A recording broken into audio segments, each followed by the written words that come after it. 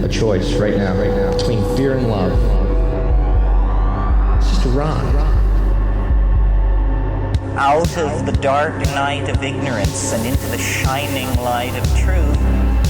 Expanding reality. A population of citizens capable of critical thinking. We don't see things as they are, we see them as we are. There's a level of reality where everything dissolves into an ocean of energy. We empower our experience by insisting on our authenticity. That's very profound. Very. Expanding reality. Welcome to Expanding Reality Podcast. I am your host, Brandon Thomas. On this episode, Kute Blackson. We talk about his amazing best-selling book, You Are the One, as well as his brand new book, The Magic of Surrender, Finding the Courage to Let Go.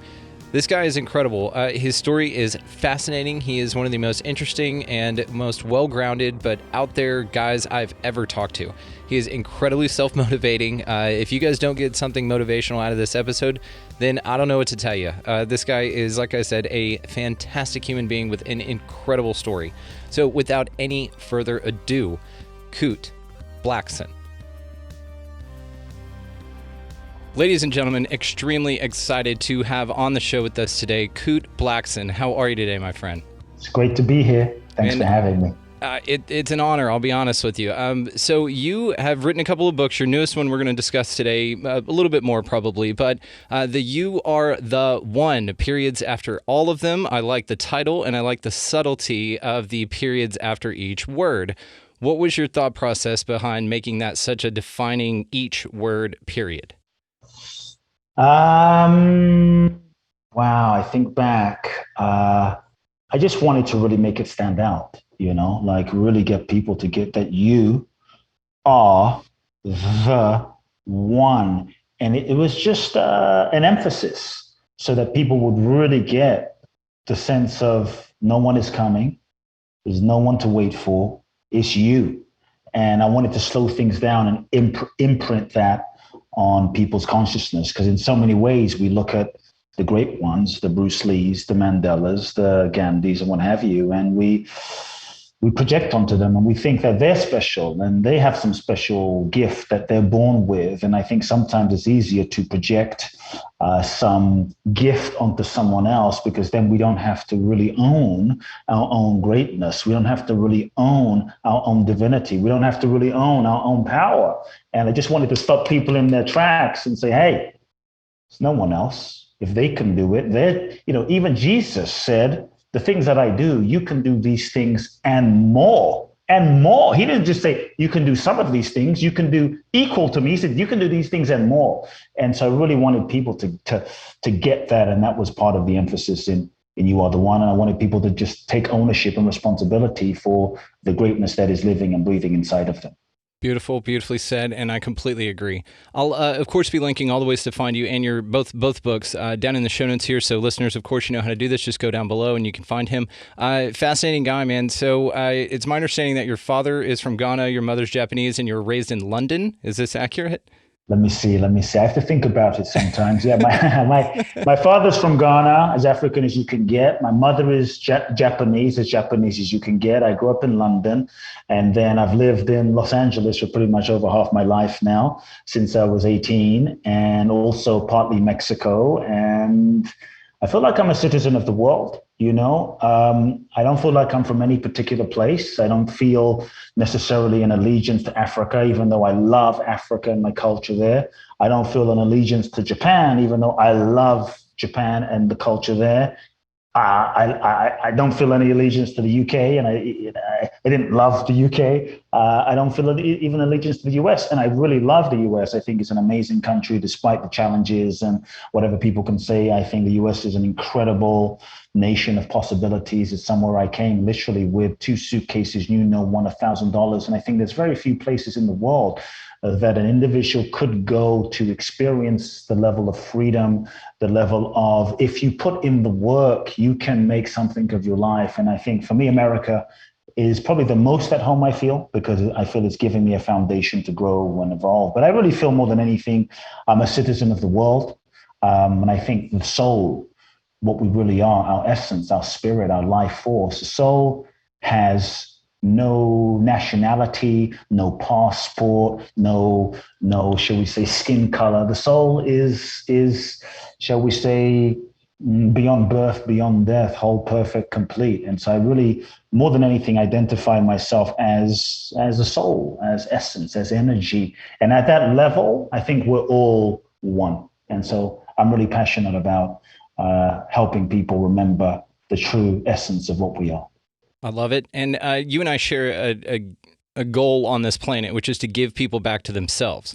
Now, one thing that I love about your work, as well as how transnational it is, I mean, you're international, not only your perspective, but also just your message, man. And I love this unity consciousness message that you've got. It makes so much sense to me.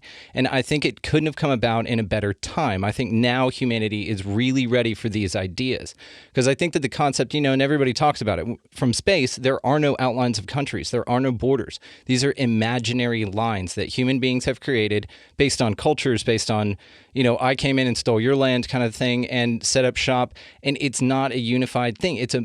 There's nothing, I don't think, more divisive. And so in a world in which we lived where everything is so parceled out, and the divide and conquer tactic, however that's come about, if it's been deliberate, it seems to be pretty effective. This is why I'm so excited, not only to speak with you, but that your work is out here and what you're doing for the planet, man. I think you play a major role specifically in raising the consciousness of this whole planet right now. We need you more than ever. So tell me how you came to the United States with 2 suitcases and a G in your pocket, and then became the guy that I'm talking to right now. Wow. I always had this sense I was going to come to the US. So I'll back up. As a young boy growing up in London, I always felt this deep, shall we say, affinity with human beings. I was a very sensitive kid, and I really felt people's pain. I felt people suffering. I felt what people were hurting. And there was a deep, let's say, compassion or desire to alleviate people's suffering in some way as a young kid. I didn't know how I would do that, but I just felt people. I was very empathic. And so that piece was always there. But I would see people who seemed to have everything, every reason to be happy. They had the fame, the money, the cars, the homes, the success, yet they were miserable. I went to school with some of these kids. I got a scholarship to a very prestigious school, and I didn't understand, like, why are you unhappy? Because I also grew up in certain parts of London that were very poor and considered dangerous and poor, places you don't want to go. And yet I was around people who didn't have a lot, yet seemed to be fulfilled and seemed to be happy and seemed to have community. And so the juxtaposition didn't make sense. And so as a young boy, I began to really ask myself the questions of, what is this about? What is life about? What is the purpose of life? Is it just to wake up, go to sleep, make money, have sex, make babies, go on vacation, buy a car, and then die? Like, surely there has to be more to the purpose of life. What is the purpose of life? So as a young kid, I started asking myself those questions. As a young boy, too, what impacted me on my path as a foundation was one of my first memories was literally seeing a crippled woman crawling on the floor. And she picks up the sand. This is in Ghana, West Africa. She picks up the sand that this man walks on, wipes it on her face, and stands up. And so week after week, I would see the same man whose sand she picked up look at, let's say, a woman in a wheelchair and say, why are you in this wheelchair? You're not sick. Put his hands on them, stand up. Look at a person with crutches, hadn't walked in 5 years, throw your crutches away. They will start walking. He would put his hands on a person who was blind, couldn't see, sight was restored. And so this man was my father. And I grew up around, I guess you could call them miracles, but for me, they didn't seem that extraordinary. I was around them all the time. They seemed quite normal, it's all I knew. And so I grew up in this environment with this spiritual guru-like type of a father who built 300 churches in Ghana, West Africa, a huge church in London. In London, the congregation was about 5,000. In Africa, total combined was hundreds of thousands of people in his congregation. And so I started speaking in my father's churches when I was age 8, thrown into the audience one day. My father says, my son is going to speak. So you could say that's when my speaking career started. At 14, I had no idea what I was going to say, no idea. I was more interested in playing soccer on the street, but I was dragged, put on the front row because it didn't look good on my father. And I was asleep. And my father said, my son's going to speak. And they threw me on stage. And something came through me that at a young age, I can't remember, I don't understand. It was like, I don't want to use the word channeling, but literally it was like something open and words came out of my mouth that I don't remember. And that was the beginning. And then, I started speaking, every couple of months. My father would throw me on stage and I hated it. But when I got on stage, something would happen. And when I was 14, my father finally announced to the congregation, my son is taking over my ministry. He's my successor. Everyone went crazy. Everyone was happy except me, because deep in my heart, I wanted to impact people. I wanted to make a difference. But I knew that in my soul, and I knew that in my heart, something wasn't right. I knew that this was not my path. I didn't want to do it through the path of church or religion or some, structure that was creating any sense of separation, so to speak. And so I felt a heaviness in my heart, and it took me approximately 4 years of turmoil, of stress, of depression, of anxiety, of fear, of, confusion to really come to a place of making a decision.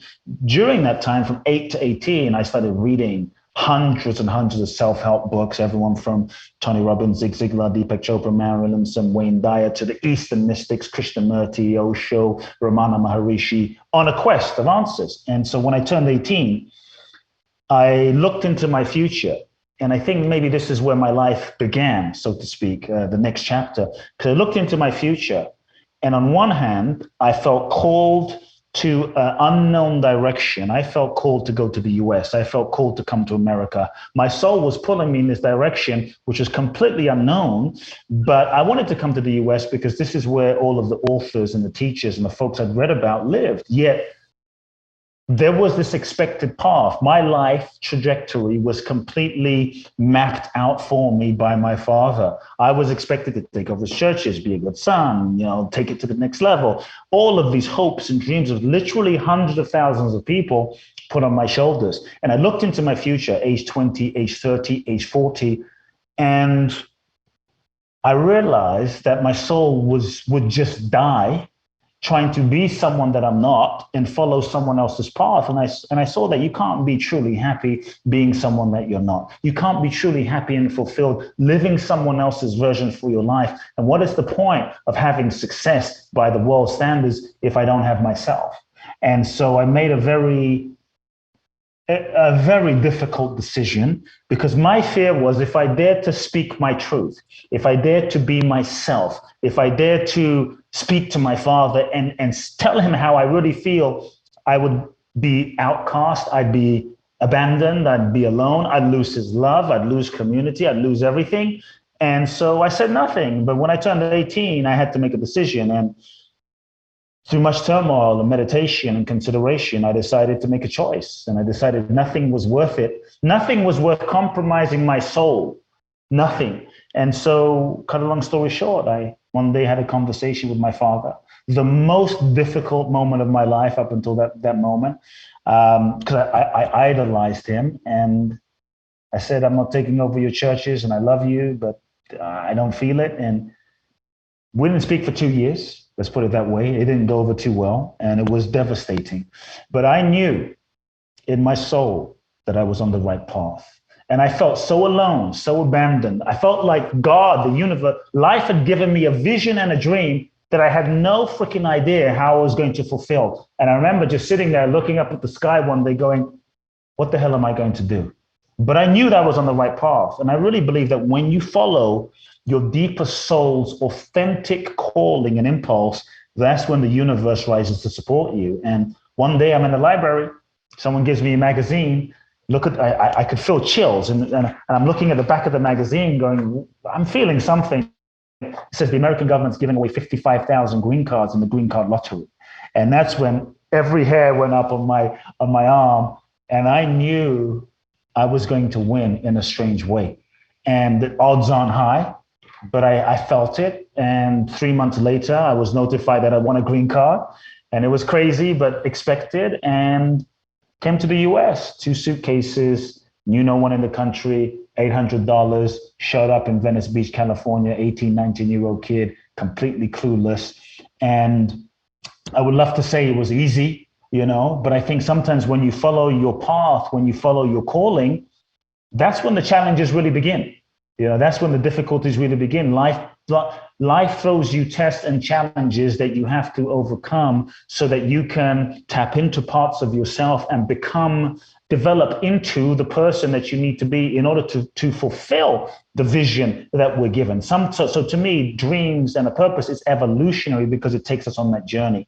And so I had to go through a lot of tests and challenges when I arrived, and it was challenging and difficult, and I wanted to give up and felt alone. And yet that's what began my journey. And when I found teachers and mentors and many of the folks I read about and studied with them, started traveling the world too.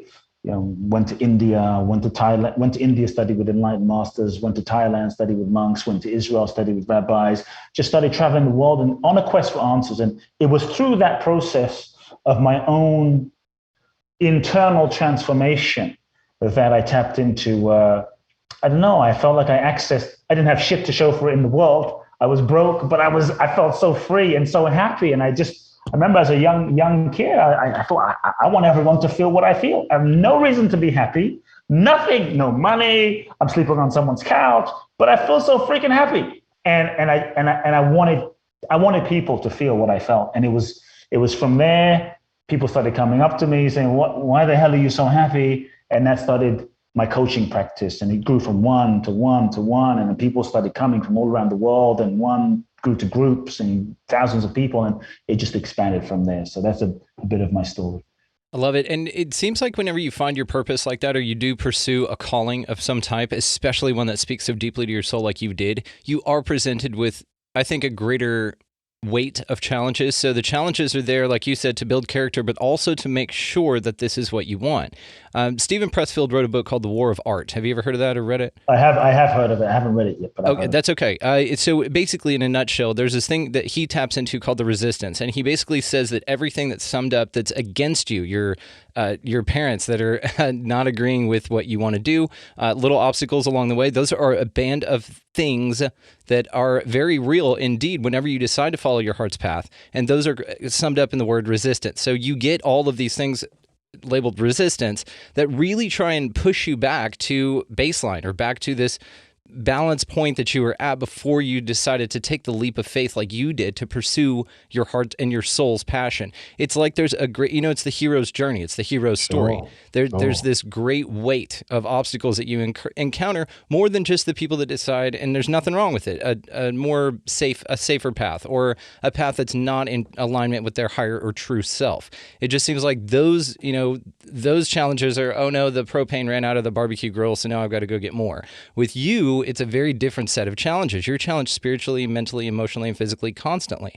And it does seem, though, that whenever you do decide to do that, those challenges are exciting because no matter what is presented to you, you're now following your soul's journey. So it doesn't matter. You've got true purpose. There's a strong power behind it, man. So what led you to write your first book? For me, writing my first book was a natural evolution. As a teenager, I read all of these books. I read Stephen Covey, I read Chopra, I read all these books. And I was like, wow, I want to write a book. So I always knew I would write a book at some point. And in 2010, I had an idea for a book. There's a little side story, but I had an idea for a book, took it to a very well-known spiritual publisher, very big. And they said, well, we would like you to modify the book in this way, this way, this way. And I felt that what they wanted me to do was so visionless. It had zero vision. It was so safe. And in my mind, I'm like, people are going to wipe their asses in the toilet with that kind of book. What is the point of just wasting paper to write the book that the guy wants me to write? And so I turned down the invitation, which people said, oh, don't do that. Use that as a stepping stone. And for me, I've always chose to follow my soul. I think when we follow our soul, we will always end up in the right place at the right time with the right people, because when we follow our soul, we're in the flow. When we follow our soul, we are in our flow. And when we're in our flow, not trying to follow anyone else's flow, what's truly ours will meet us in the right moments. We may not be taken on the path that we most expected. The road might be a little different, but we'll end up in the right place. And so when I felt into my soul, it was like, this is what this publisher is asking me to do is not in alignment. It's not in alignment. I wanted to do something that would be different. I wanted to do something that would be unique, a unique expression of my own essence. And so I waited. And I waited, and I was guided to just wait. And from 2010 to 2015, I grew my business, I grew my career, said I'm going to go do my work and impact more people. And through the process of impacting more people, obviously I grew, I developed. And then I just naturally knew and felt when something is ripe, it's ripe. And I felt a ripeness in my being, a ripeness in the space, and everything synced up, not because I thought I should write a book. It's what everyone else is doing. So-and-so's doing it. It was just like, it's time. And I think when we trust the flow and we trust the timing of things because it's aligned, that's when life and the universe supports us, because we're working in harmony with nature. And one thing led to the next thing. I spoke at an event. Next thing you knew, I was signed to William Morris, the agency. Next thing you know, I was in a bidding war with several publishers, and it just emerged. And so the first book for me was kind of an amalgamation of all of the wisdom and thoughts of my life packaged into this written work of inspiration, so to speak. But here's what I will say. The book that I sold to Simon & Schuster, the publisher, was not the book You Are the One that came out. What I sold to Simon & Schuster was a collection of all of my thoughts and ideas. And they bought the book, loved the book, and then they said, well, can you make a few changes? I was like, well, okay, made a few changes. Can you make a few more changes? Oh, okay, can you make a few? I'm like, you guys want a different kind of book. And I'm honest, I remember resisting it at first, because what they really wanted me to write about was these journeys I used to do in India, which is what You Are the One is about, which is framed around, I would take an individual to India. It's called the Liberation Experience. I take away your money, take away your passport, one person, one-on-one, immersive, intensive journey to India. Take away your money, take away your passport. You're stuck with me, make you sign your will in case you don't come back, make you write letters to everyone in your life in case you die, and I take you through a 14-day intensive, radical, transformational, turn you inside out journey. And it's intense, it's very intense. And so they said, we want you to write about that and teach through that. And I said, I'm not going to write about that because those journeys are so deep, so sacred. I could never capture that on the page. And anything I put on the page is not going to be the real essence of the journey. It's such a multi-dimensional, deep, spiritual journey that it can't be captured on a piece of paper. And I resisted until I meditated on it, and I felt my mind didn't want to do it. My personality didn't want to do it, but I felt the alignment. We have to follow the alignment. And I saw that there was a book that was seeking to be written that was that. And so I surrendered to that. And I started writing a book that was framed around these India journeys to bring my teachings through a narrative of a story and my clients, and everything started downloading. And then here's a funny thing. My publisher said, no, we want you to change the name of the book. I was like, hell no, I'm not changing the name of the book. That's the line. And she says, in your book, there's a phrase, you dot R dot, and I didn't even know consciously why I was putting those dots there. You dot R dot the one. She said, that's the title. I said, hell no. And then when I really felt into the alignment, I think we constantly have to feel into where is the alignment? Where is the flow of life moving? And we have to allow ourselves to go with the energy, go with the authentic flow of life, not what we think should be. When I felt into it, I thought it was true. I felt it was right. And that's how the first book came about. It was just an expression of love to the world. And it was an amazing journey, honestly. incredible. I love the human story like this because everybody's journey is different. Everybody's alignment is different. Everybody wants different things. That's why there's that, universal law of one. The first law is that we can all have anything we want because there's somebody else out there that has it and we're all one. You are the one. So it's a beautiful thing to watch somebody like you pursue their journey, but do it with the compass of alignment. I think that that's very important, finding your compass and your North Star. So what is some advice or tips or tricks that you've got for anybody just setting off on their journey? Just setting off on the spiritual journey, right? And transformational journey. One of the things, as a beginning point, that obviously the journey is a process. It's not a destination. And I hate to formularize things because everyone is unique. Everyone has a unique destiny, a unique path, a unique karma, unique lessons that their soul needs to learn. But as a fundamental foundational piece, if you're beginning, I think after working with thousands of people over the last 18 years, one of the things that I've seen that keeps us stuck, and this goes across the board, black, white, green, orange, tall, short, gay, straight, Republican, Democrat, doesn't matter, male, female. One of the things that keeps us stuck as human beings are all the ways that we lie to ourselves, all the ways that we rationalize, that we bullshit ourselves, that we just don't tell the truth to ourselves consciously or unconsciously. And so, many times we stay in relationships that we know is not right for us. We know is not aligned. We're not in love anymore. We've outgrown it. We've grown apart. We've completed, but we stay out of comfort, out of guilt, out of what people will say, out of familiarity, out of safety, even though our soul is dying. And so we lie about it. Well, it's okay. It's not so bad. Or we work a job for 10 years, 20 years, trading our lives for some security. Meanwhile, our soul is dying. And we know that we hate this job. Maybe it compromises our integrity to do what we're doing. We're betraying a part of ourselves. We know that this is not the reason we were born, but we lie to ourselves. And so I think one of the places to start, if you really want to shift your life, is to look at the lies that you are telling yourself. What lies am I telling myself? Really begin to get honest. What lies am I telling myself about who I am, about what I think, about what I feel, about what I believe, about what I want, about my relationship, about my job, about my health, about any area of my life? And start getting real, start getting true, start getting honest about that. Ask yourself another question. What am I pretending to not know? Because sometimes people will say, well, no, everything is, we play a game of confusion sometimes. Like, I'm confused. I don't know. I don't know what my purpose is. I don't know what I should do. I don't know what I want. I don't know if this relationship is right for me. When most of the time, there is a part of us deep down, if we're really honest, we know. We know deep down the truth.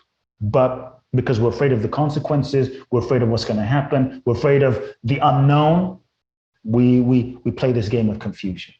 The other thing I'd have people sit with is really to sit with the pain. If people might say, well, I'm not sure if I'm lying to myself or not. One of the ways that we often know that we're lying to ourselves is you will feel a level of pain in yourself or in your life. Pain could manifest. So if someone is in denial, that they're like, no, I'm not lying to myself. Here's how you know you might be lying to yourself. The pain will manifest in your life as some physical ailment or symptom in your body that is your unconscious communicating to you about where you might not be in integrity.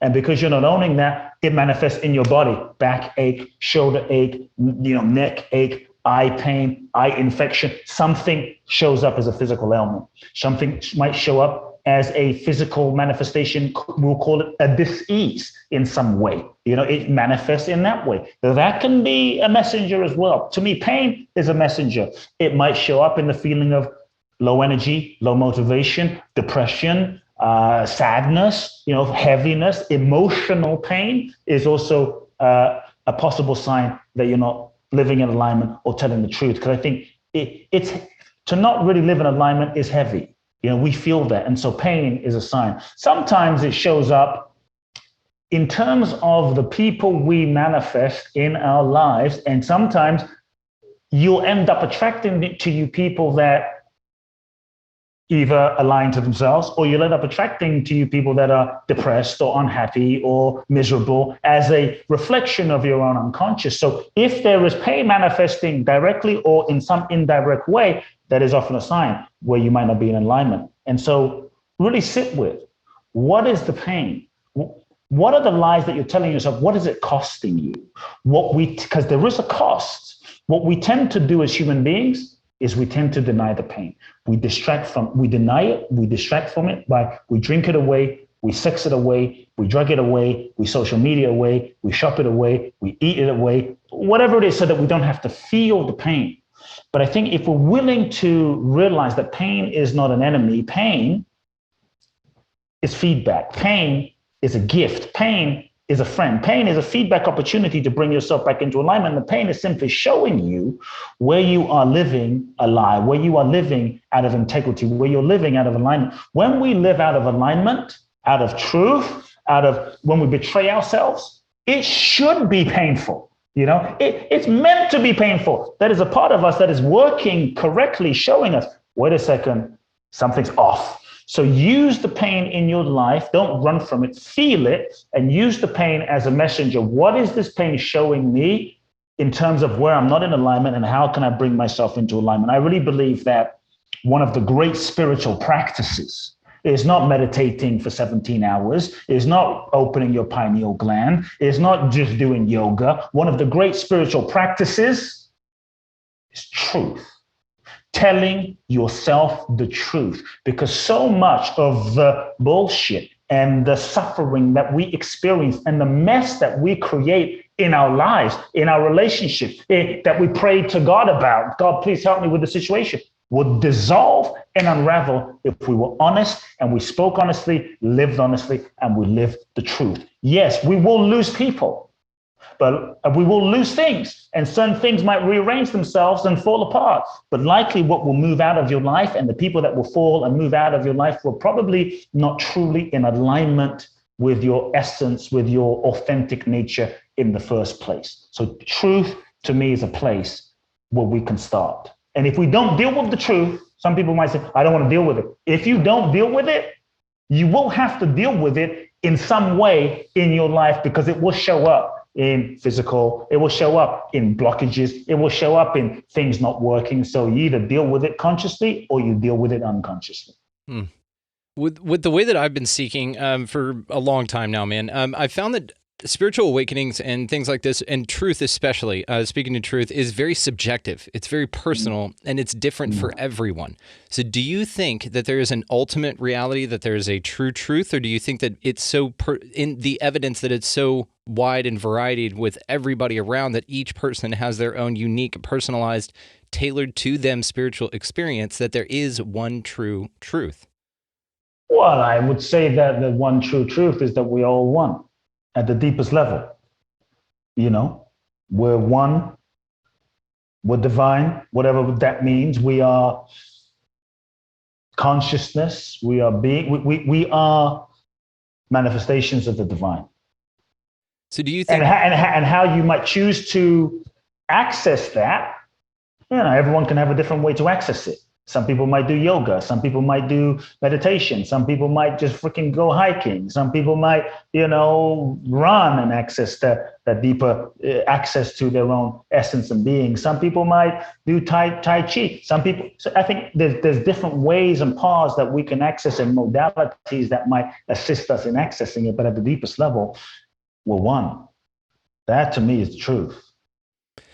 So it's almost like the idea that your calibration or your telltale on this is either love or fear, right? Because that's like Neil Donald Walsh. You and I have both talked to him. He's been on the show. One of my biggest influences ever, man. I've got his book, Conversations with God, and changed my life for sure. And I'm sure you've got similar experience with it.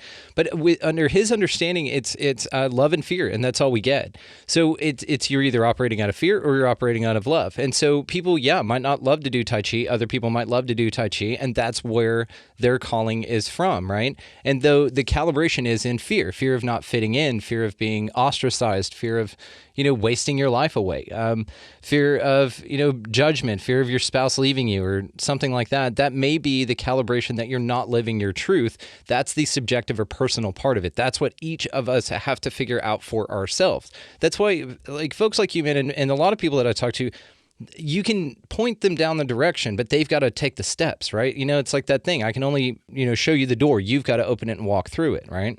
Yeah. I think one of the things that we, as we're beginning the path, have to begin realizing is we have to start becoming aware, conscious and aware of our conditioning. I think this is something that's so important. When we're living unconsciously, we're not aware of our conditioning. We think that we're free, but we're not really free. To me, we're just often living out the momentum of energy and karma and tendencies of our past, of our programming, of our childhood, of our parents, of our generational lineage, that we don't always know why we're doing what we're doing. We're just often at the effect of things that happen to us without being conscious. We think that who we are is who we are, but it's not necessarily. So just in terms of conditioning for those listening, just to make it clear, I feel that we are manifestations of the divine, consciousness, energy, life force, the one essence energy that is living and breathing us all. Whatever label you want to use on that, go for it. It's just a definition. And so if you look at a child is born, incarnates into this world. You look into a child's eyes. I was just holding my godson the other day in LA, and I was like, I just melted, This baby is like pure divinity looking at me. Doesn't know anything about the shit I've done, haven't done, doesn't know who I am, doesn't just like, and this is just pureness, pure essence, just God, love. It's like, wow, it's a reminder of what we are. So we're these children, we incarnate into this human existence, these sort of awake beings in touch with that source energy. But now we're born into a framework. We're born into a framework. We're born into a narrative that is preset, pre-programmed for generations. And so now we're born into a preset, pre-programmed framework and narrative based on our culture, based on religion, based on parents, based on grandparents, et cetera, et cetera. And now we meet our parents who are inside of this framework, and they're doing the best that they can do based on that programming as well. Most of them are not so conscious.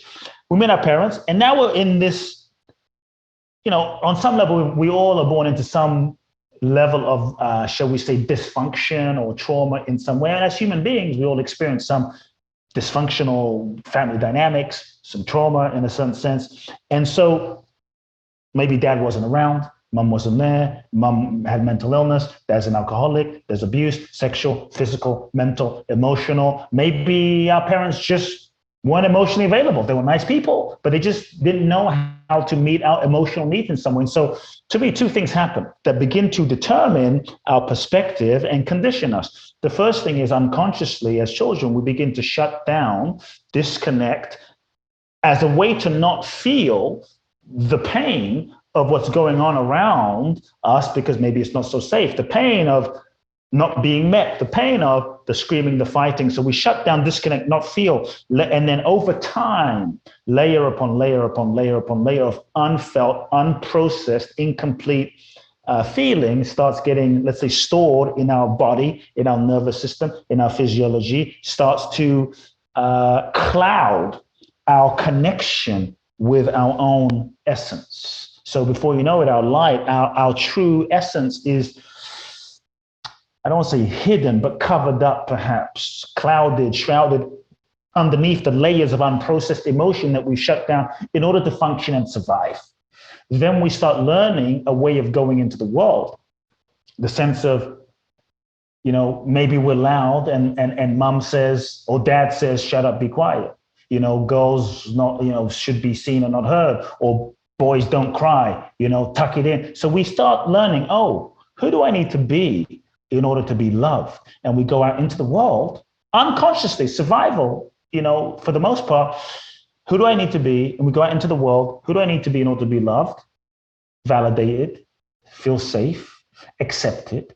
And so we start to contort ourselves into a certain shape in order to get love, validation, approval from our parents, from those around us. And we start to manipulate ourselves, contort ourselves, betray parts of ourselves, shut down parts of ourselves. We create a face, we create a persona, we create a mask, we create a way of being that is really a pattern. We learn to pattern ourselves in a certain way, avoid pain, get love, get validation, and we become this person. We contort ourselves through time to become this person that we actually think is who we really are, not realizing that what we've become, 18, 19, 20, 25 years old, is simply a survival pattern mechanism that we then attach to and identify with to avoid pain and get needs met that worked for us when we were 5, worked for us when we were 10, worked for us for a certain degree. And the more tightly we hold on to this way of being, then we say, oh, this is just who I am. I'm just independent. I'm just cold. I'm just unlovable. I'm just this way. But we have to start questioning. Is who I am who I really am? Is who I am who I really am? Or is who I am a pattern set of conditioned ways of being that I've identified with? Who am I really? And so most of us, we live a part of our life thinking that who we are is who we really are, but the degree to which we're conditioned without knowing is the degree to which we actually don't have free will to truly, any sense of free will, to truly choose, to truly control, to truly make choices. We're just living out the programming of what we've been conditioned into. And so I think one of the first parts too is realizing, wait a second, I'm conditioned. So I am who I really am, and begin to observe oneself, watch one's reactions, watch one's thoughts, watch one's conditioning, and actually have the courage to question who you are. And I think in many ways, we're afraid to question who I am because we're so attached to this idea of who we are, but it often limits us. This version of ourselves that we've become that often gets reinforced through life and relationships. And, many of us, we've built a life and a career based on this version of ourselves. There's a fear of, well, if I let that go, how will I function? How will I survive? How will I get my needs met? How will I succeed? And I think it takes a lot of courage to say, let me look at myself. Let me question myself, because I think the more we can unravel the layers of conditioning through awareness, through questioning, and through feeling, then we can begin to loosen the grip of egoic identity and conditioning so that we can allow for more light, for more consciousness, for more energy, for more of, for lack of word, the divine, more of life to begin flowing through us as we get ourselves out of the way. Then more of life can start flowing through us and using us, I feel, in ways that go beyond our own limited personal sense of power. In epigenetics is what Dr. Bruce H. Lipton talks about transcending your genetic predisposed, map or whatever, your architecture. And to that point, I heard something a long time ago that just stuck with me, man. And it says, it's somebody declaring basically that it happened in my family until it happened to me. And so what that speaks to is the epigenetics. It's breaking that cycle. Because what I've found out, man, and the question I've got for you now is spirituality necessary for everyone? Now, let me preface this by saying... It's a good question. Well, some people I've never asked it before, but while you were talking, it's something now I'm very, very curious about. Because again, on our journeys, like you and I are, a lot of people are content with being a caterpillar forever. Not everybody wants to turn into a butterfly, man. Not everybody wants to go through the teardown, breakdown process of the pain that it takes to break out of that, to lose your family, and in most cases, this is the result, right? At least for a little bit until you come back to your true self, or as you're finding it. It's not everybody wants to go through that. There are, I would say, way more people than not that are just fine living the status quo, just keeping it copacetic, doing things just because that's the way we've always done it. The most dangerous sentence ever spoken by human beings. Well, that's just the way we've always done it. So that's how we're going to go. So why is spirituality, or do you think rather, the spiritual path is necessary for everyone? No. And the only reason I say no is, and I'm going to go there a roundabout way, but it's like, what is spirituality? Because I think in many ways, what is spirituality doing yoga? Is spirituality wearing mala beads? Is spirituality wearing those flowing pants? Is spirituality going to India? Is spirituality doing some chanting in the morning? Like, what is spiritual, really? And so I think we have to be aware of that definition of spirituality so it doesn't just become another identity. To me, real spirituality is what you are, and it's how you live your life every single day. And the only reason I said no was because there's people that I've seen that they do yoga, they do chanting, they do this, and they're vegan, and they're assholes. Yeah. They're cheating on their wife, but they know all the mantras. They're cheating, and they're being slimy in their business. Like, I met a guy recently doing a little business with him. The level of betrayal and the level of out of integrityness. This is supposed to be a spiritual author that I'm like, that's not spiritual. So what is spiritual? And so I think spirituality is how you live your life day to day to day, treating those in your life. There's nothing more spiritual than speaking the truth.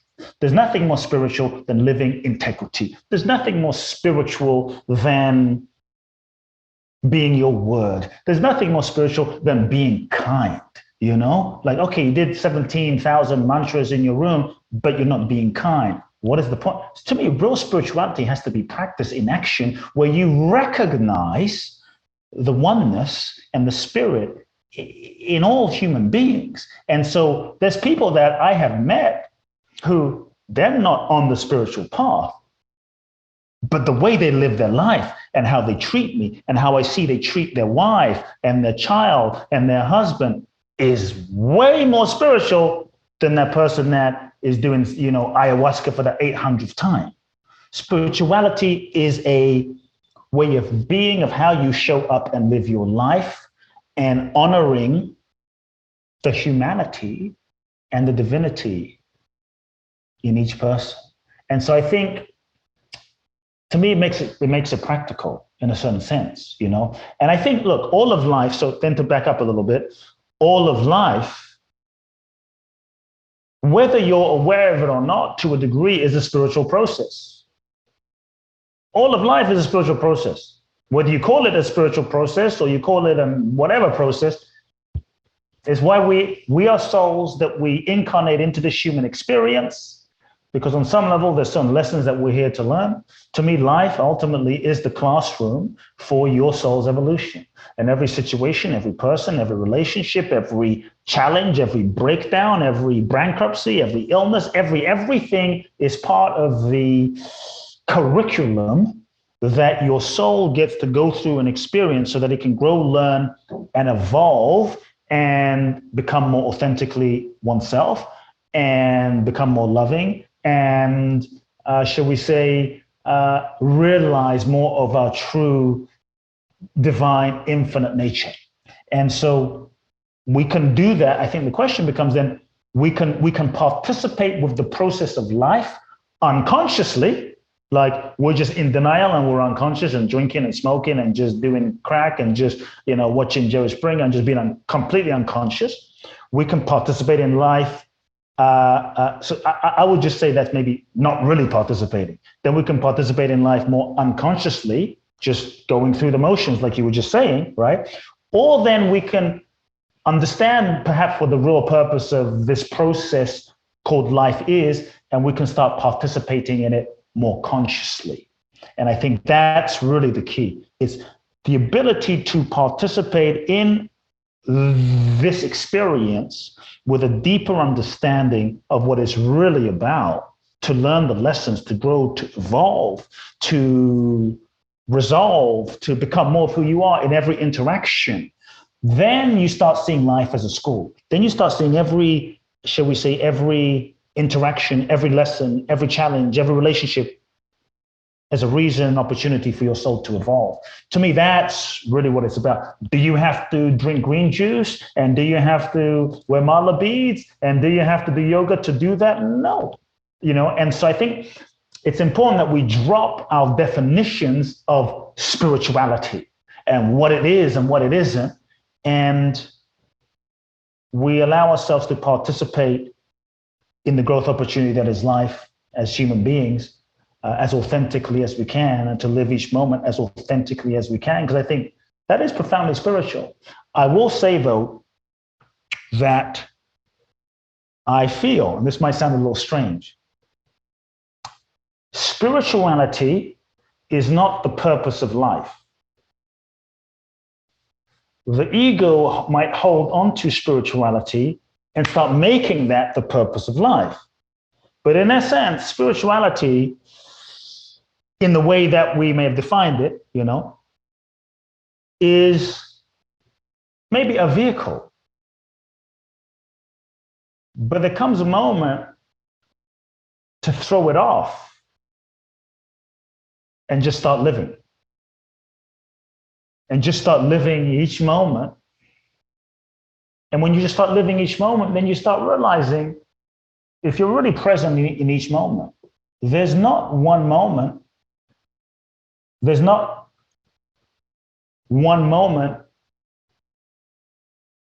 that is actually not spiritual. It's like, I guess what I'm trying to say is, I want us to drop the definition. Spiritual, not spiritual.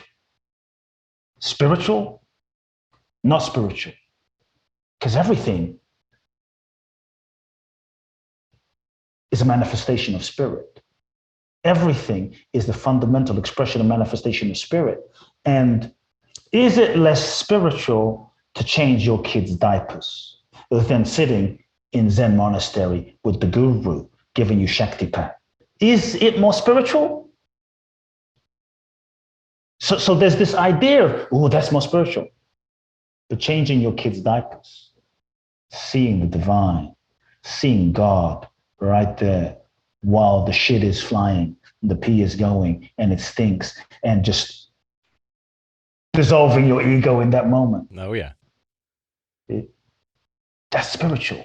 Then I think we stop looking for spirituality in some high, in some, I saw some blue light. It's like, if what we were meant to do was to see blue lights and float in the, we would not need to incarnate. We are here to live in this human experience. And so the definition, then when we drop spiritual and not spiritual, then every moment becomes sacred. Every moment becomes holy. Every moment becomes that. And to me, that is, I think, the invitation, where it's not this or that, it's just everything is that. Everything is God. Everything is spiritual. There's nothing that's not divine. There's no moment that is not divine, holy, and sacred. While you're having sex with your wife, girlfriend, husband, while you're driving, while you're changing the diapers, while you're running and jogging, while you're at work, there's no moment that is not that. I think that's when the ordinary becomes extraordinary and everything. That's when something shifts. And so for me, that's the invitation. It's like letting go of spiritual. It's like everything just is. Could not agree more, and this is why I asked. Because there's spiritual sections, there's spiritual stores, and people will tell you that you're not spiritual unless you wear a ring on each finger, unless you grow a ponytail out, unless you trade your wardrobe in for nothing but robes, unless you are planting crystals everywhere and you meditate for hours and hours and hours. I completely agree with you, though, and this is why I asked, because I think it's all a spiritual experience. It's all a spiritual journey. If we are the one and there's nothing else here, the egg, you've seen that, right? The story of the egg, where it's just you and God, and that's it. I'm you, you're me.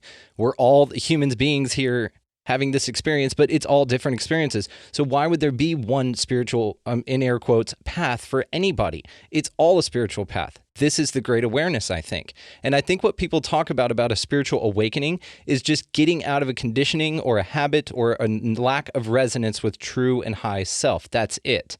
If you want to be a race car driver, go do that. If you want to raise your kids well and provide them with better opportunities perceivably than you had, that's your spiritual journey, right?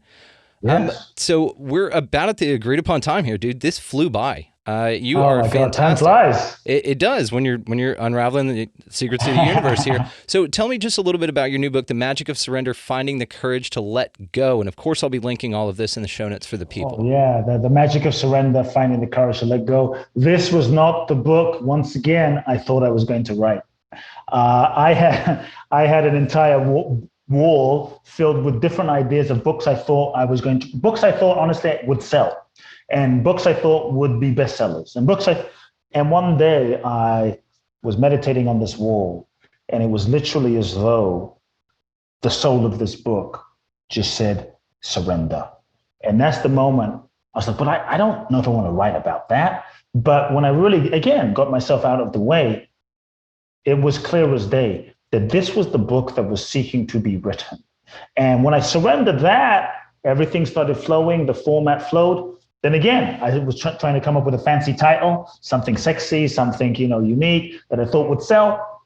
The Magic of Surrender. It's like, well, that's too simple. The Magic of Surrender. If you want more magic in your life, magic, not hocus pocus, magic, more joy, more abundance, more bigness, more purpose, then you've got to surrender. And that surrender is the password to freedom. And letting go leads to more. We have this idea in our culture of surrender as weak, surrender as passive. Surrender, like if you surrender, you won't get what you want. You won't manifest your dreams. You're going to be homeless. Maybe you'll be broke. Maybe you have to move to the Himalayas. Like there's an idea of surrender that I think is so not enticing, not interesting. And so I wanted to reframe this concept of surrender to really get people thinking, like, what if you surrender and you didn't get less? You got more than you could envision or imagine or make up with your own mental gyrations of your mind and write down on your own goal list. What if you got more? What if in surrendering, life flowed more through you than you could imagine? In terms of surrender, it's really simply about letting go of control, or the idea that we have control, letting go of trying to control our lives and manipulate our lives, force our life to be something that we think it should be, which is often based on our mental conditioning, and to let go of the idea of who we think we should be, to let go of the life that we think we should be living, to truly then open ourselves to the authentic impulse of what life is seeking to express through us. I really believe that what life can do through us, what life can manifest through us, what life in all its intelligence can flow through us and create through us is bigger than anything we could imagine with our own limited perspective and perception. Look at Mandela, 27 years in prison, probably not what he expected. But if that wasn't his journey and that didn't happen, probably wouldn't be the Mandela we know. Look at Mother Teresa, look at Gandhi, look at Bruce Lee, look at Bob Marley, look at Mandela. At some point, all of the great ones had to surrender themselves to life, to allow life to live through them. And so the book is an invitation to shift from an old paradigm to a new paradigm. The old paradigm is an ego-based model of living and creating, which is about asking yourself, what do I want? What do I want from my life? What do I want? And we set goals, dreams, and desires, but many times you get those goals and it's dissatisfying. Many times you get those goals and those goals, you get what you thought you wanted, but it's not what you really wanted. It was just what you thought you wanted based on who you thought you were. And many times our goals are a projection of unmet needs from the past or unmet needs from our childhood, wounds from our childhood that we think if we can get that thing, then we're going to be fulfilled. But what I'm really inviting in the Magic of Surrender is to move to a new paradigm. And this is where I feel we're going. This is where I feel even 2020, this pandemic, is part of the spiritual awakening process that we are all globally in, collectively together. We're in a surrender meditation. We're in an awakening process, whether we like it or not. And so to me, the real question of the book is an invitation to ask ourselves, what is it that life is seeking to express through? What is it that life is seeking to manifest through me? What is it that how is that life is seeking to write through me and create through me and live through me and love through me? What is the deepest impulse of what life is seeking to express through me? And then really, how can we then feel into that, listen to that, and then align our mind, our body, our heart, our actions in sync with the deepest, most authentic impulse of life? And I think when we do that, we're in the flow. When we're in the flow, that's when nature rises to support us. And so it's the magic of surrender. If you want more magic in your life, you've got to surrender. And that's really the invitation of the book. I'm reminded of the metaphor about swimming upriver, which is the resistance and causes dissonance against the true flow of your life, or the way that it could be, where you just turn around, point your feet downriver, and just flow with it, right? Just literally go with the flow. You know, it's very literal in that sense. Hey, thank you so much, man. I really appreciate your time. My joy, my blessings. One more thing, if you enjoyed today's episode and want to connect more, find out more about my work, you can go to www.kuteblackson.com. I'm also reachable on Facebook, Instagram, and check out my book on Amazon, The Magic of Surrender. Wonderful. Thank you so much again for your time, my friend. I really do appreciate you. A massive thanks to Kute Blackson for coming on the show and spending some time and dropping some wisdom with us today. Incredible story, guys. His books, You Are the One and The Magic of Surrender, Finding the Courage to Let Go, his brand new book, will be linked down in the show notes, as well as the website. And y'all can just go down there and check that out and find him that way. As for this show, guys, you can find us at expandingrealitypodcast.com. That is where the links to all of the socials will be. The YouTube version of this interview will be up on YouTube like all the other ones are, so you can just click directly from the website or go to YouTube to find that. If you find the show valuable, sharing and liking, I am always grateful for, guys. Spread the word. But if you want to do a little bit more, you're like, what? How else can I help? What you can do is there's a Patreon link at expandingrealitypodcast.com. That is a way that you contribute as little or as much as you'd like to the show to keep it going. We do appreciate that. Thank you so much. Of course, the music underneath here, guys, Vinny the Saint. Check out his link tree to find him and some more incredible music. Incredibly grateful to my good friend Vinny for doing the music for the outro to the show. And this week, guys, go out into the world, pick up a piece of litter, open a door for somebody, buy a stranger behind you in line a coffee or a meal or something small, guys, stamps, anything. It makes a massive difference, mostly for you, I'll be honest with you. You get an incredible feeling about giving back to another piece of you, because that's all this is. It's all a bunch of yous out here. We're all individualistic expressions of God. That's what I choose to believe, because it's a very comforting thing, right? So if that's the case, then go ahead and just be nice to everybody you see, because you're in turn being nice to yourself, and there's nothing wrong with not being a piece of shit, right? So as well as not being a piece of shit, you can get out of the left-hand lane. That's annoying. We could start there. And then in this week, guys, go out into your world and just be good to one another. Thank y'all so much for listening. We'll see you next time.